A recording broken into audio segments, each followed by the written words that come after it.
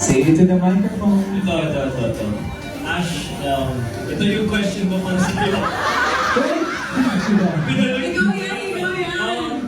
Share one thing your partner does that always makes you smile. Andres, Sumagot ni CJ. ako sasagot para sa'yo. Baka di mo makakagulat ka sa Gusto mo?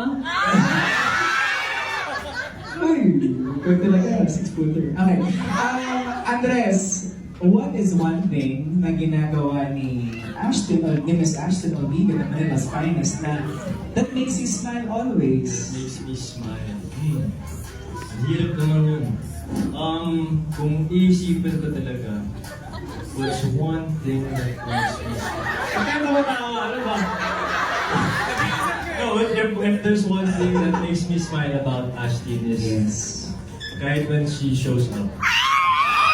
Kasi pag nakakita ko siya, I'm happy naman. Mic drop. Ganda nun.